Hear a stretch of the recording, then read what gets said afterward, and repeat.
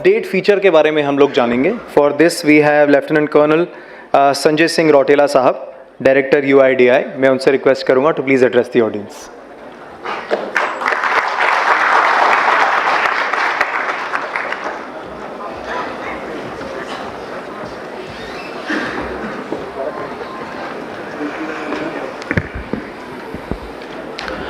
सब सुन सकते हैं मुझे?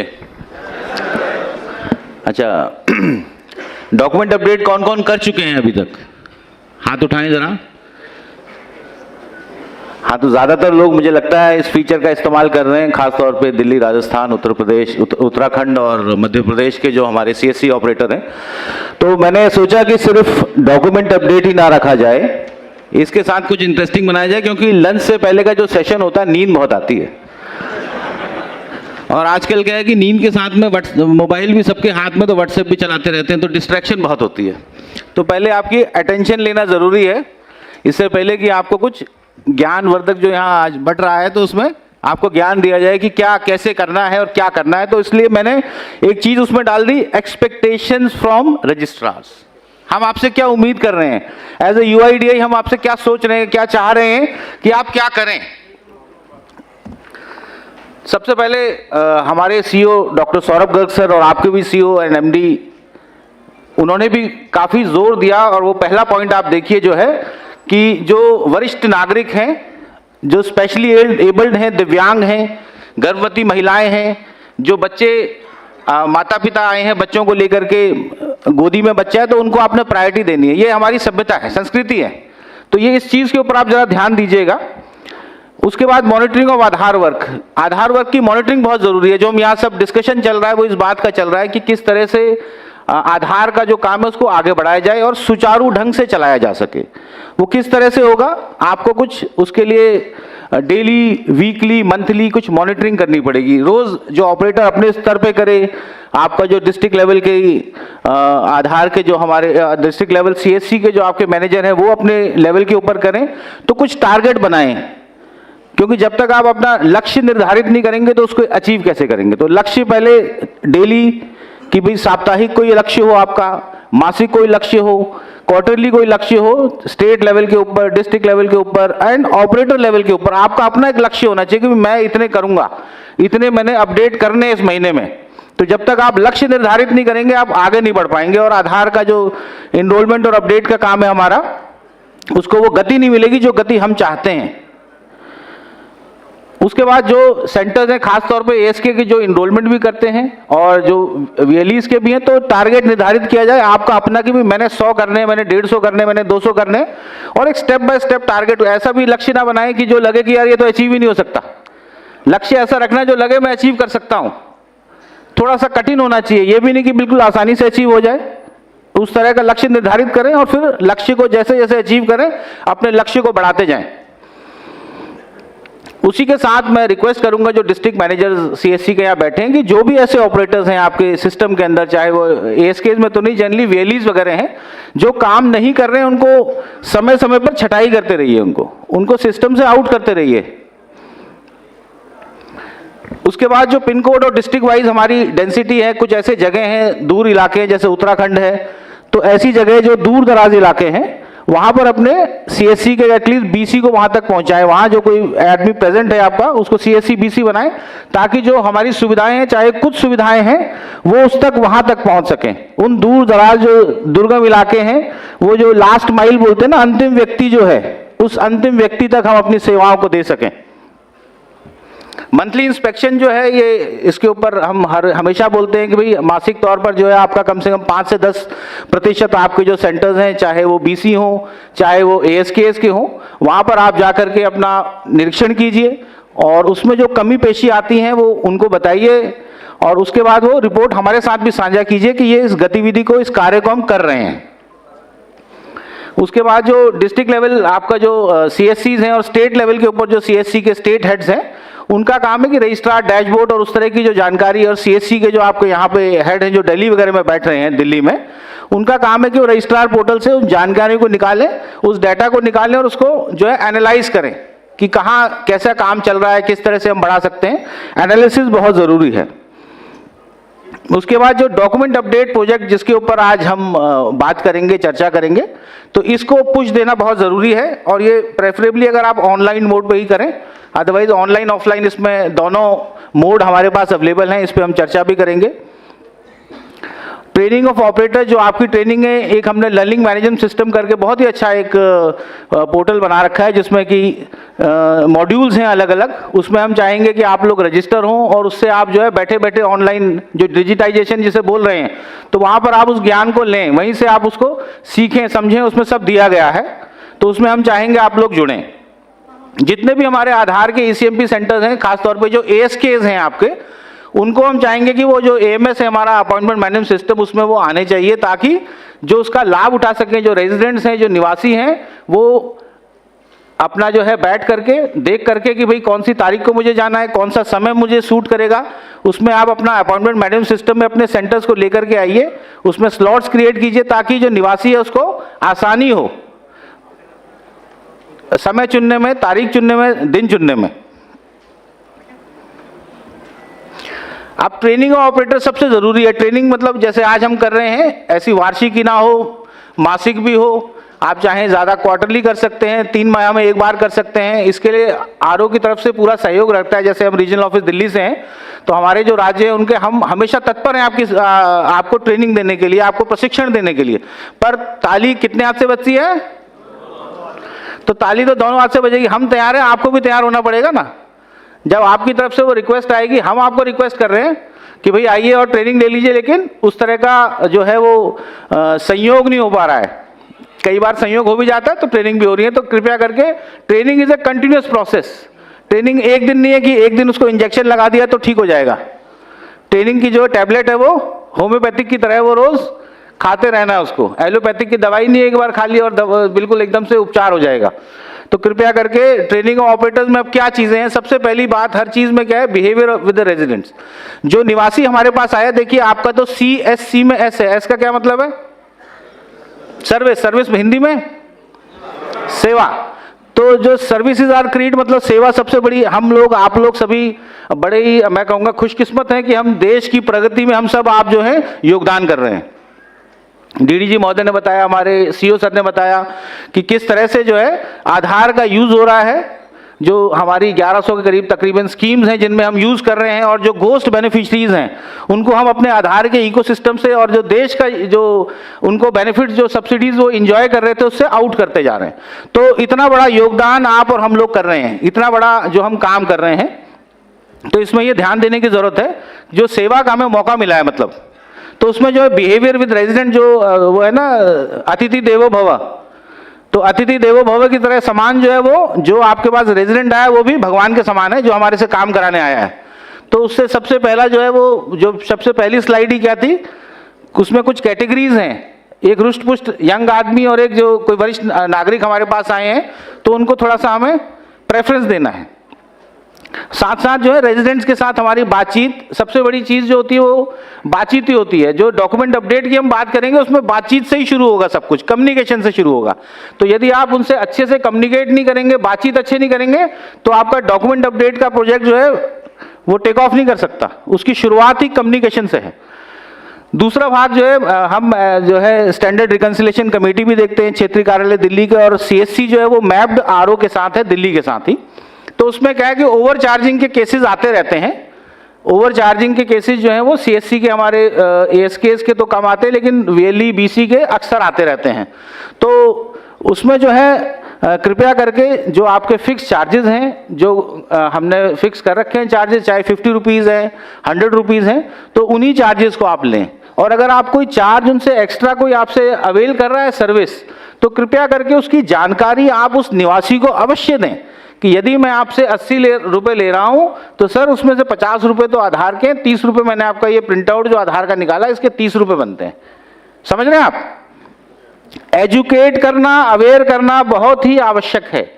क्योंकि हम जब उनसे बात करेंगे निवासी से, उनसे 3 सवाल किए जाते हैं OBD डायलिंग में, जिसमें पूछा जाता है आप कहाँ गए थे काम कराने के लिए। जाहिर सी बात है बताएगा मैं CSC यहाँ गया था। क्या आपने काम कराया? जी मैंने अपना जन्म की तारीख बदलवाई। कितने आपने पैसे दिए? तो जी मैंने 50 रुपये दिए। 50 रुपये दिए तो आप आगे बढ़ गए, उसने बोले जी मैंने 80 रुपये दिए, मैंने 100 रुपये दिए, मैंने 150 रुपये दिए, 200 रुपये दिए। तो ज़रूरी है आपके लिए, जो आपसे सर्विस ले रहा है उस व्यक्ति को, उस निवासी को आपको बताना कि ये मैंने आपसे अगर 80 रुपये लिए हैं तो आधार के काम के 50 रुपये हैं, 30 रुपये मैंने इस काम के आपसे लिए, ताकि उनकी जानकारी में रहे। तो ये थोड़ा ध्यान दीजिएगा। उसके बाद कॉमन मिस्टेक्स बाय ऑपरेटर जो है वो बहुत ही अच्छी, एक श्रीनिवास जी हमारी ट्रेनिंग टीम के हेड हैं, अभी वो आपको इसके ऊपर भी हमारी चर्चा होगी, तो काफ़ी सारी आपको जानकारियां पता लगेंगी। छोटी मोटी गलतियां जो आप करते हैं, आपको लगता है कि छोटी हैं, लेकिन वो मोटी गलतियां हैं और बड़ी गलतियां हैं जिसकी आपको सजा लगती है, कई बार सिस्टम से बाहर हो सकते हैं, अदरवाइज पेनल्टी लगेगी।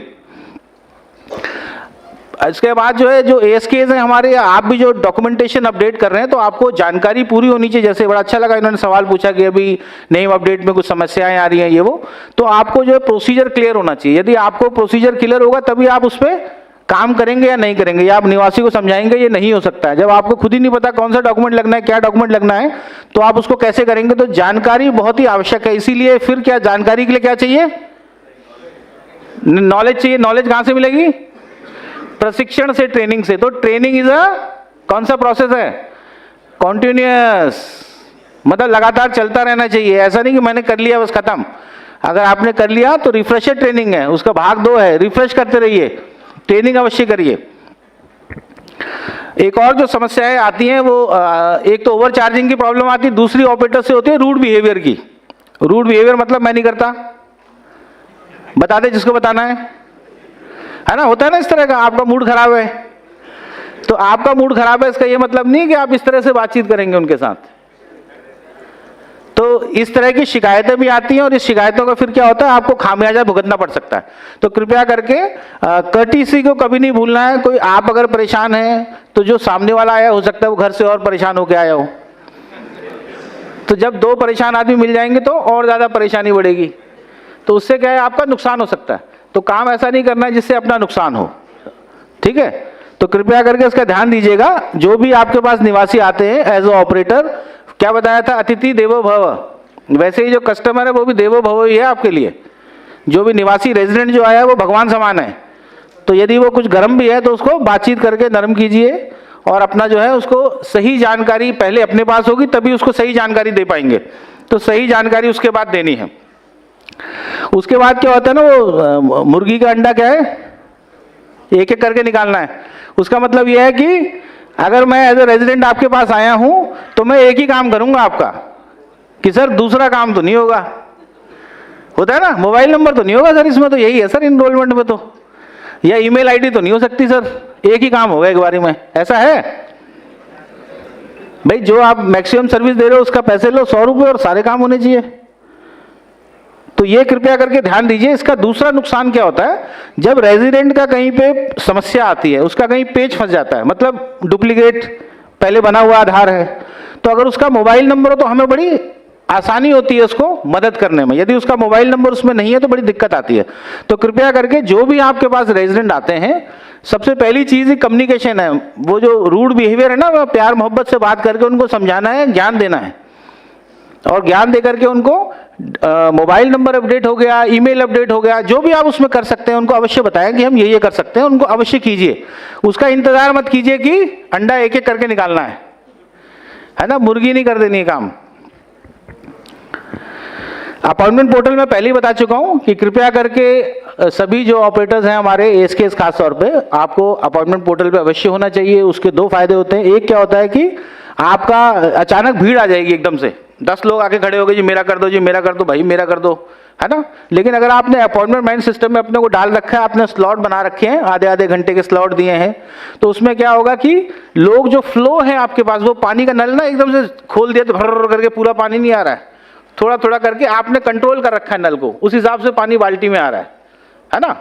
तो ये कृपया करके इसमें डालिए, तो उससे क्या होगा, आपका जो क्राउड आ रहा है वो कंट्रोल्ड रहेगा। दूसरा, आपका जो आपको पता रहेगा आज मेरे पास कितना क्राउड है, मेरे कितने लोग जो हैं आज हमारे पास अपडेट कराने के लिए, इसके लिए आने वाले हैं। तो कृपया करके इस पर जरा सोच विचार कीजिए। डिस्ट्रिक्ट जो टीम्स हैं और अपना जो स्टेट हेड्स हैं, आई विल रिक्वेस्ट देम कि उनको अवश्य इसके ऊपर ध्यान दे करके इसके ऊपर लेकर के आना चाहिए। उसके बाद है जो आप रोज काम करते हैं उसको हम देख सकते हैं। तो डेली जो आपकी हमारी रिक्वेस्ट ये है कि आप एनालाइज करें कि आपने अभी कितने पैकेट क्रिएट किए, उसमें से कितने अपलोड हो गए, कितने सिंक हुए, इसको देखना बहुत ज़रूरी है। अदरवाइज क्या होगा, आप देखेंगे नहीं, अपना कर देंगे, जब तक पहला पैकेट आपका सिंक नहीं हुआ दूसरे पे मच जाए तो समस्या क्या होगी कि बाद में वो पैकेट गुम हो जाएगा, आपने पता लगा आपने लोड ही नहीं किया। ये समस्या आई थी, हमने चेक किया, इसका एक नोटिफिकेशन भी दिया था, UIDAI की तरफ से एक नोटिफिकेशन भी गया है। उसके बाद साथ साथ एक और ये है कि जैसे अभी हम डॉक्यूमेंट अपडेट की बात कर रहे हैं, तो वैसी एक और क्या है, बायोमेट्रिक अपडेट। हर 10 वर्ष में आदमी को जो है अपना बायोमेट्रिक अपडेट भी करते रहना चाहिए। उसके बाद एक और नोटिफिकेशन समय समय पर रजिस्ट्रार्स को हम भेजते रहते हैं, उसमें ये होता है कि आपने रिमोट सेशन पे नहीं देना है। आपको फोन आएगा, जी मैं टैक्स सेंटर से बोल रहा हूँ बेंगलुरु से, एक बार अपना सिस्टम देना सर, कुछ प्रॉब्लम आ रही है आपकी, या हम एक सिस्टम में पायलट कर रहे हैं कुछ, आप अपना सिस्टम दे दीजिए। कृपया करके ऐसे किसी भी झांसे में उसमें नहीं आना है। आपका फर्ज ये बनता है अपने रजिस्ट्रार नोडल जो है उससे बात करें, उनका फर्ज ये बनता है वो रीजनल ऑफिस दिल्ली या रीजनल ऑफिस जो भी आपका है वहां पर आपके जो कंसर्न स्टेट को देखते हैं उनसे बात करें और उनके कंफर्मेशन के बाद ही करना है। समझ आ रहा है? ऐसे किसी भी टेलीफोन कॉल पर ये सब आपको फंसाने के और उस तरह के वो तरीके हैं, इनसे जरा होशियार रहिएगा आप सभी।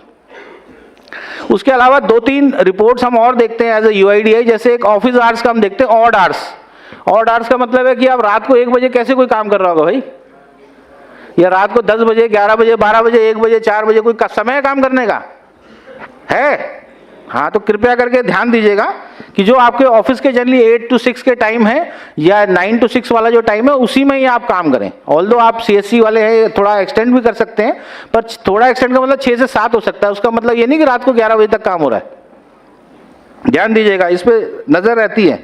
उसके बाद पैरेलल एनरोलमेंट्स भी होते हैं कि 2 जगह एनरोलमेंट चल रहे हैं, एक इधर भी कर रहा है, उधर भी कर रहा है। वो कैसे हुआ? क्योंकि आपने सिस्टम अपना कॉम्प्रोमाइज कर दिया, किसी ने बोला कि मैंने यहां से कर रहा हूं एक, ये तो क्या हुआ, जिसको भोला वाला वो हुआ, एक दूसरा जिसने खुद ही कर दिया कि लो सर आप कर दो काम। समझ रहे हो? तो जरा ध्यान दीजिएगा। तीसरा जो है QGIS रिपोर्ट होती है, जिसमें कि हम ये देखते हैं कि आपकी मशीन कहाँ पे काम कर रही है।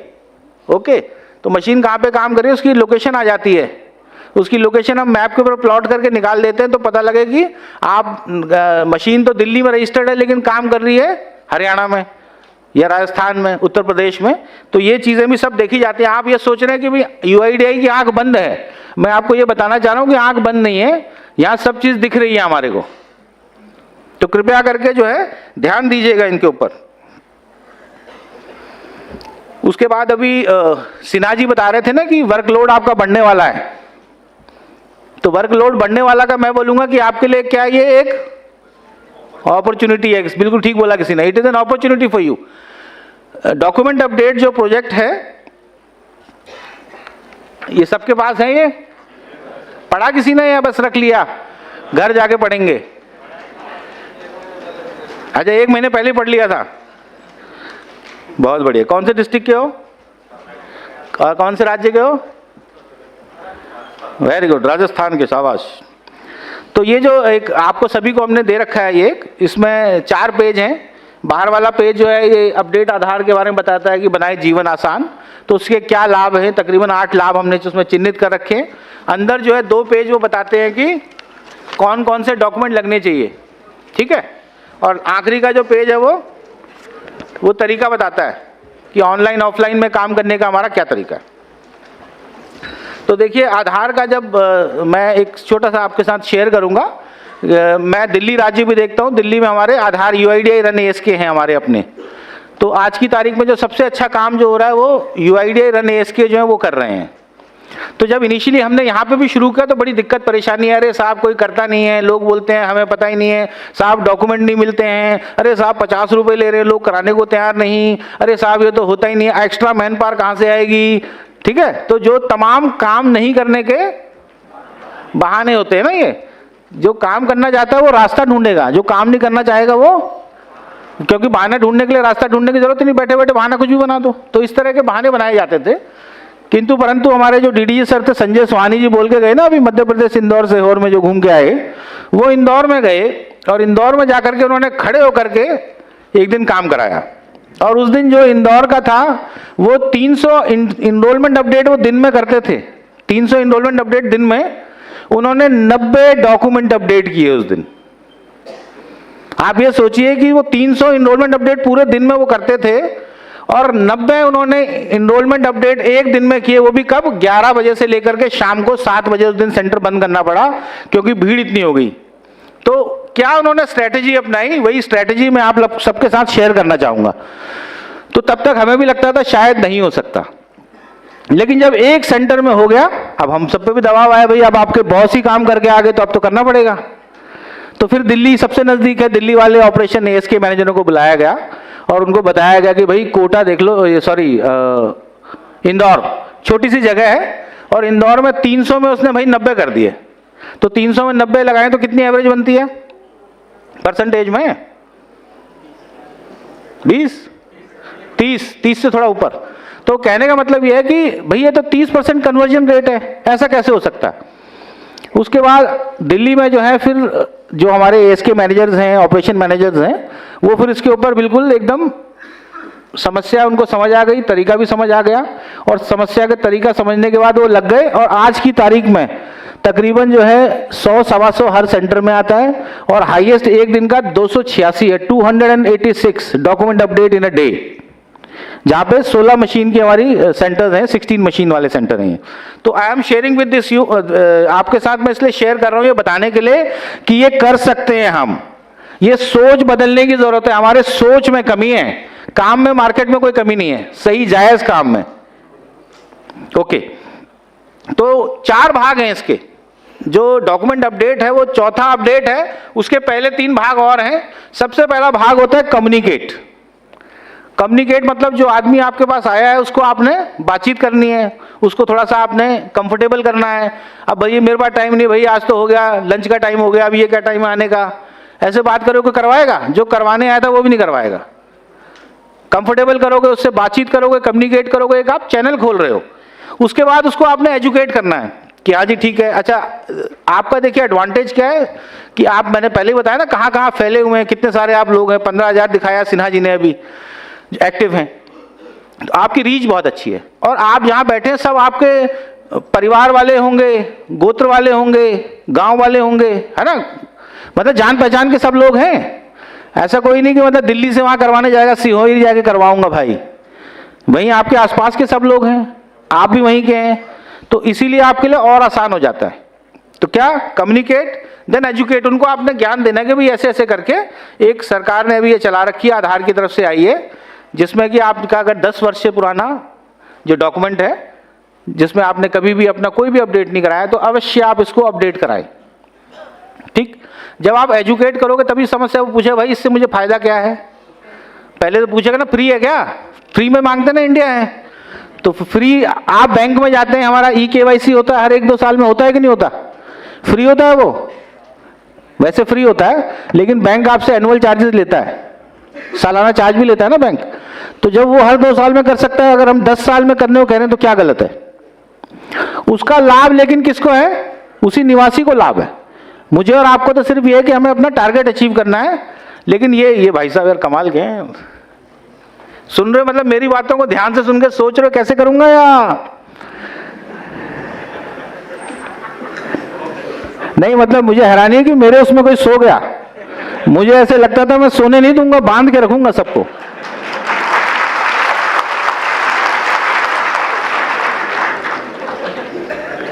थॉट प्रोसेस वो निकल जाता है। कहां पे थे हम? एजुकेट पे थे। तो कम्युनिकेट एंड देन एजुकेट, और उनको फिर मोटिवेट करना है। मोटिवेट करने का काम भी हमारा कि कुछ नहीं है, 50 रुपीज चार्जेस हैं और आपका आगे का लाइफ आसान हो गया।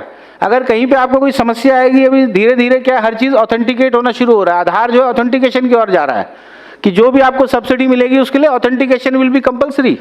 तो जब आपका कंपलसरी हो जाएगा, आपका डाटा मिसमैच ना हो जाए।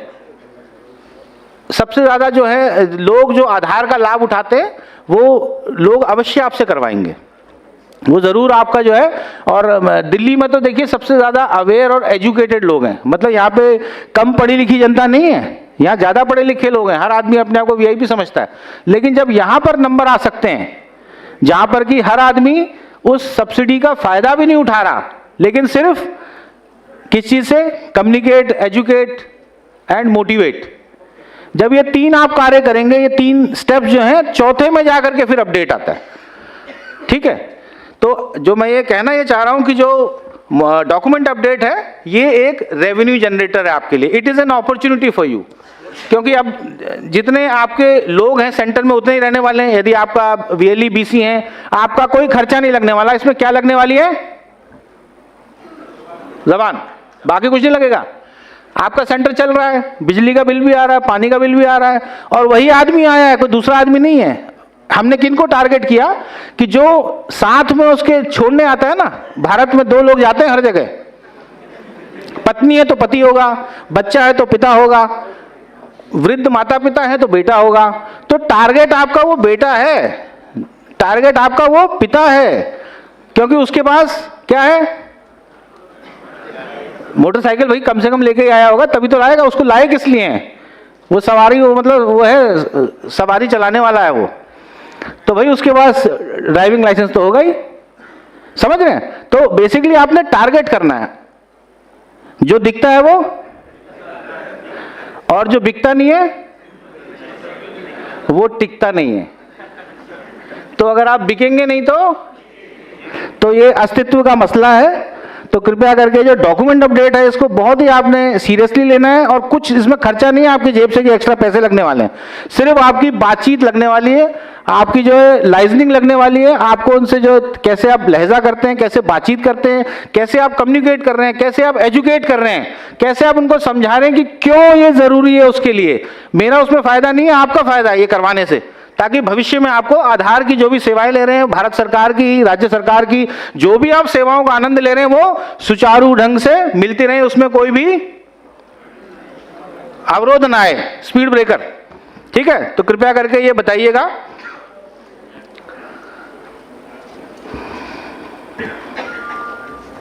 अब आधार क्या है, ये किसी को आवश्यकता तो नहीं बताने की। आधार जो है वो सबसे बड़ी एक डिजिटल प्लेटफॉर्म और आइडेंटिटी है ही, जिसमें कि बायोमेट्रिक ऑथेंटिकेशन की हमारे पास सुविधा है।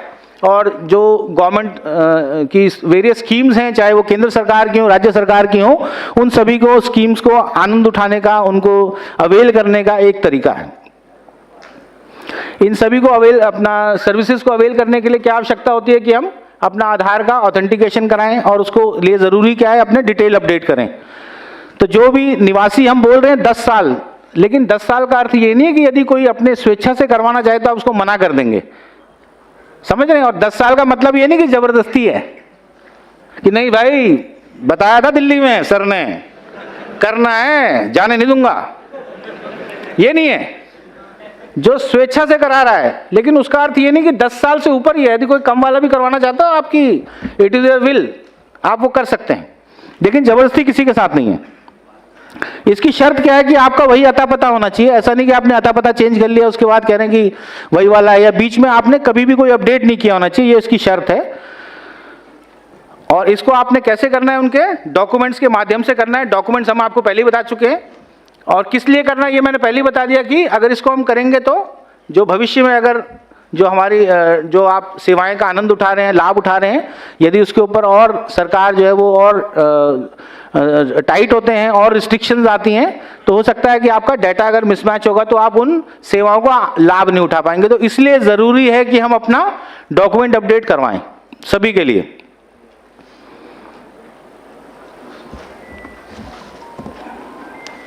अच्छा, कैसे होगा? अभी आप सब ज़्यादातर लोग तो आप कर चुके हैं। अच्छा, कितने लोग जिन्होंने नहीं किया अभी तक डॉक्यूमेंट अपडेट?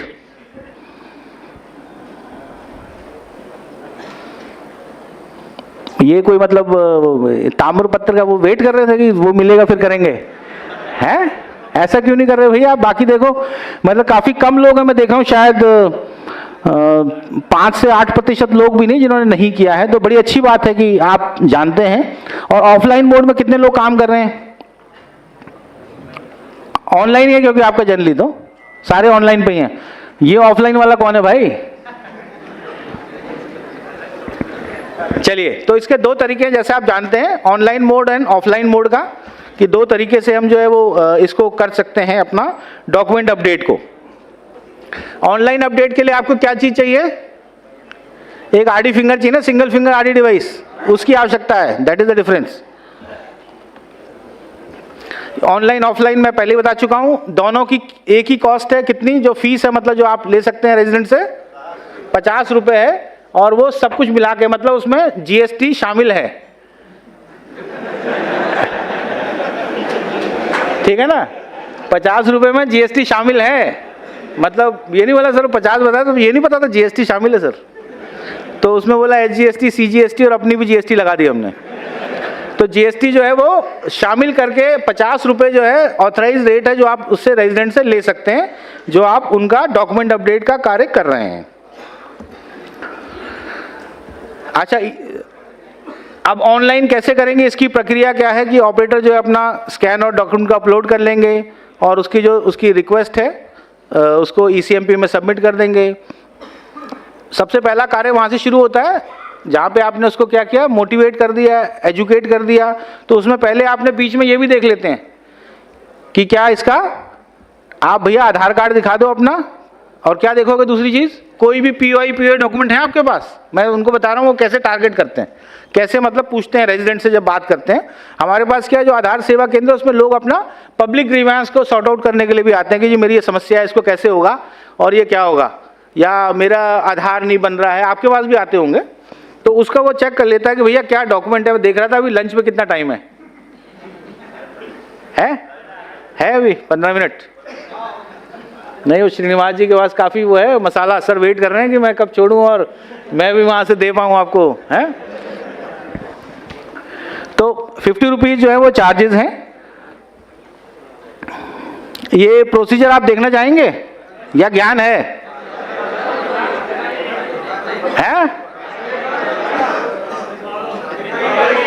तो देख लो, अरे भाई देख लो, उसमें तो ज्ञान की चीज़ ही नहीं है। उसमें क्या है, स्क्रीनशॉट ले रखे हैं, वो देखिए, स्क्रीन की ओर देखें। तो ऑनलाइन डॉक्यूमेंट अपडेट का तरीका बताया जा रहा है कि किस तरह से होगा। पहली स्क्रीन ये रहेगी जिसमें आप आधार नंबर, इनरोलमेंट, रेजिडेंट की ईआईडी नंबर डाल सकते हैं, fingerprint of resident and operator through single fingerprint RD device for fetching details. उसमें क्या होगा कि डिटेल फेच होते हैं ना ऑनलाइन में। उसके बाद क्या है, जब आप रेजिडेंट का ईआईडी नंबर, आधार नंबर, फिंगरप्रिंट लगा देंगे ऑपरेटर का अपना, तो उससे फाइंड आधार टैब को दबाना है, फाइंड आधार। ठीक, नीचे देखिए वो लाल रंग से है ना, सब कुछ लाल में है। तो जब फाइंड आधार हो गया एक बार, तो उसमें क्या हो जाएगा, स्क्रीन के ऊपर डाटा आ जाएगा। किसका डाटा आएगा? निवासी का डाटा आ जाएगा, जो आपने डाटा फिट किया था उससे। अब आपने मैच करना है कि भाई जो इसने मुझे डॉक्यूमेंट दिए पीओआई या पीओ हो गए, उससे मैच करता है कि नहीं करता, है ना। सॉफ्टवेयर मतलब जो आपका आधार कार्ड है और जो सॉफ्टवेयर है, दोनों में आप देख रहे हैं कि यहाँ भी मैच कर रहा है नहीं कर रहा, और मैच कर रहा है तो अगले कदम की ओर बढ़ेंगे। तो हाँ क्या आती है दिक्कत, क्या आ रही है? अच्छा, केयर ऑफ एक्चुअली पुराना वाला वो है, वो फादर नेम और हस्बैंड नेम नहीं आता उसमें। हाँ, चलिए इसके ऊपर अभी चर्चा करेंगे बाद में, पहले ज्ञान पूरा ले लो, उसके बाद प्रश्न उत्तर का जब सेशन होगा ना उसमें इस पे चर्चा होगी। हाँ, तो उसमें क्या हो गया अभी, पीओ क्या बोला? हाँ विवेक जी क्या कह रहे हो? अच्छा, मैं कहा लंच बोल दिया, अभी नहीं है।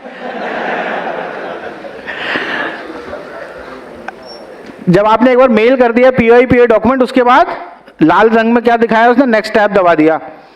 अब आपने जो है वेरीफाई कर लिए डॉक्यूमेंट्स की, भैया ठीक है मिलते जुलते हैं। रेफरेंसेस विंडो ओपन, ऑपरेटर जो है स्कैन करेगा पीओआई पीओ डॉक्यूमेंट जो है, और उसके बाद नेक्स्ट टैब दबा देगा।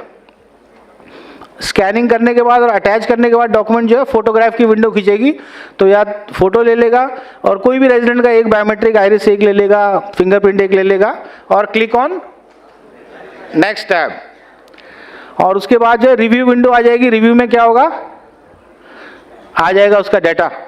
Review window will showcase the verification details, operator to verify the resident details for final confirmation and click on confirm tab, confirm दबा देगा ना।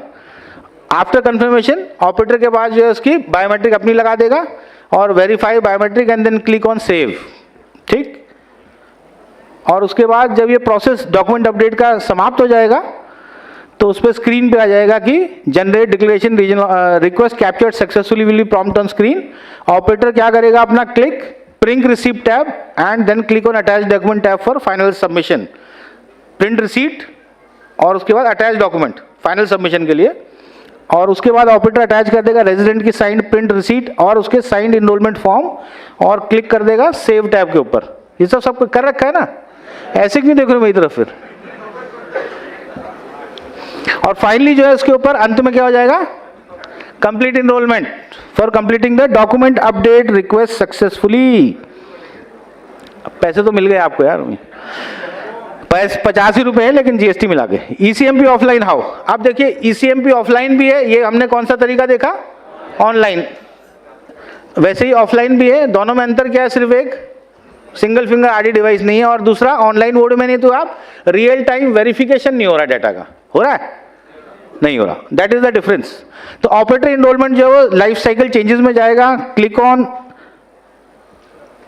हाँ लाइफ साइकिल ऑप्शन में जाएगा और सेलेक्ट क्या करेगा, ऑफलाइन डॉक्यूमेंट अपडेट। वो देखिए दाई तरफ दिख रहा है, राइट हैंड साइड टॉप में। उसके बाद जो है फर्स्ट टैब में डेमोग्राफिक डिटेल्स, उसमें ये जो है आधार नंबर डाल देगा, उसका निवासी का नाम डाल देगा, जो उसकी फिजिकल कॉपी है उसके हिसाब से। और इसमें ध्यान ये रखना है कि इसमें कोई भी जो है नाम वगैरह चेंज नहीं होने वाला उसका आधार डेटाबेस में। उसके बाद रेफरेंसेस टैब जो है अपलोड, उसमें पीओ डॉक्यूमेंट को कर दिया जाएगा। रेजिडेंट जो है अपना proof of identity, proof of address document देगा, किसमें, ओरिजिनल में, फोटोकॉपी ओरिजिनल में होना चाहिए, ठीक है। और उसके बाद आप दबाएंगे तो ड्रॉप डाउन मेनू में आ जाएगा कौन सा वाला डॉक्यूमेंट है, ठीक है ना, ड्राइविंग लाइसेंस से क्या है वो आपने उसको सेलेक्ट कर दिया। और उसके बाद स्कैन द रेजिडेंट के जो डॉक्यूमेंट आपने स्कैन कर दिए, नेम एड्रेस जो आधार कार्ड में थे। उसके बाद अगले स्टेप में आप क्या करेंगे, facial image and biometrics capture करेंगे, जो कि सेम हम उसमें भी कर रहे थे ऑनलाइन में। कोई भी एक एट्रीब्यूट हो सकती है बायोमेट्रिक्स की, राइट लेफ्ट आइरिस, दोनों अंगूठे, fingerprint, left hand right hand, जब भी हम इनरोलमेंट कर रहे हैं, लेकिन ये रियल टाइम बेसिस पे वेरीफाई नहीं होगी। और रिव्यू सेक्शन में केयरफुली चेक करना है आपने जो भी डिटेल्स थे हमारे रेजिडेंट्स के, और उसको फिर क्या करना है, कंफर्म, और फिर थैंक यू। चलिए, तो मुझे आशा है कि मैं शायद सफल रहा। एक आध कोई, देखो हर कक्षा में एक ना एक विद्यार्थी होता है जो चैलेंजिंग होता है, तो एक चैलेंजिंग थे आदमी, लेकिन मैं आप सबको बांध पाया। और मुझे उम्मीद है, मुझे विश्वास है, बल्कि उम्मीद ही नहीं, कि डॉक्यूमेंट अपडेट जो इसको एक बहुत बड़ा, जैसे आप फील्ड में जाने वाले हैं, आप 500 लोग कब जा रहे हैं, कल, मतलब कल परसों से जो एकदम से हमारे सिस्टम के ऊपर ओवरलोड कर दोगे आप लोग, है ना। इतना काम आने वाला है, इतना काम आप लोग इस अपॉर्चुनिटी को अवेल करने वाले हैं। इस नॉलेज को जो आपने यहाँ ग्रहण करने वाले हैं, सीखने वाले हैं, अपने तक मत रखिएगा, कृपया पास इट ऑन। 2-3-4 लोगों को अवश्य दें, उन 2-3-4 को बोलो आगे 2-3-4 को दें। चेन सिस्टम सुना है ना, कौन सी पिक्चर में था, तो कृपया चेन बनाएं और इसको जो एक मतलब फील्ड में हमें दिखना चाहिए कि अभी हर रोज में जो एकदम से जो हमने ट्रेनिंग यहाँ पे यूआईडी और सीएससी की पार्टनरशिप में आपको जो ट्रेनिंग मिल रही है, जो आप ट्रेनिंग ले रहे हैं, इसका आप संपूर्ण लाभ उठाएं। तो ये मैं आशा कर सकता हूं आप सबसे। ये ऊपर वाले कुछ नहीं बोल रहे हैं, वो लंच के वो पहले देख रहे हैं, पीछे हम उतरेंगे। तो आप करेंगे ये काम अभी। चलिए, बहुत बहुत धन्यवाद, थैंक यू वेरी मच।